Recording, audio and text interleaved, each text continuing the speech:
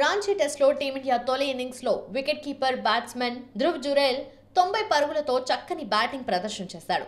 Top order విఫలమైన చోట ధ్రువ్ జురేల్ అద్భుతంగా ఆడి టీమిండియా ఇన్నింగ్స్ను నడిపించాడు. తొలి ఇన్నింగ్స్లో టాప్ స్కోరర్గా నిలిచాడు. దీనిపై భారత క్రికెట్ దిగ్గజం సునీల్ గవాస్కర్ స్పందించారు. ధ్రువ్ జురేల్ ఆడిన తీరు ఎంతో సమయోచితంగా ఉందని, పరిస్థితులకు తగ్గట్టుగా బుర్ర ఉపయోగించి ఆడారని కితాబిచ్చారు. జురేల్ను చూస్తుంటే మరో ధోని తయారవుతున్నట్టుగా అనిపిస్తుందని అన్నారు.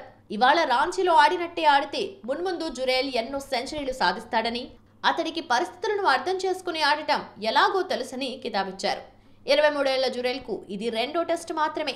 రాజ్కోట్ టెస్టుతో అరంగేట్రం చేసిన ఈ యువ వికెట్ కీపర్ టీమిండియాకు భవిష్యత్ ఆశాకిరణంలా కనిపిస్తున్నాడని ఇతర మాజీలు కూడా అభిప్రాయపడుతున్నారు.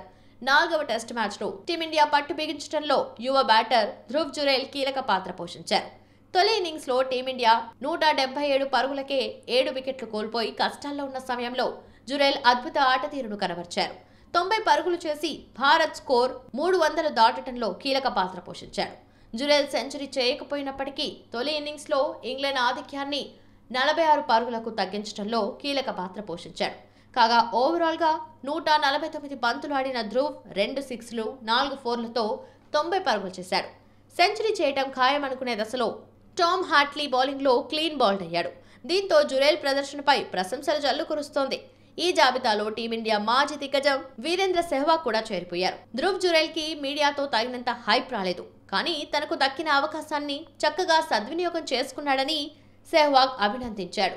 మీడియా హైప్ లేదు, ఎలాంటి డ్రామా లేదు, అద్భుతమైన నైపుణ్యాలు, అత్యంత సంక్లిష్ట సమయంలో చక్కటి ప్రదర్శన. Very well done Dhruv Jurel, నీకు శుభాభినందనలు అంటూ ట్విట్టర్ వేదికగా సెహ్వాగ్ స్పందించారు. అయితే సెహ్వాగ్ ట్వీట్ పై నెటిజన్లు భిన్నాభిప్రాయాలు వ్యక్తం చేశారు. ఆటగాళ్లను బట్టి మాజీ ఆటగాడు స్పందిస్తున్నాడని కొందరు విమర్శించారు.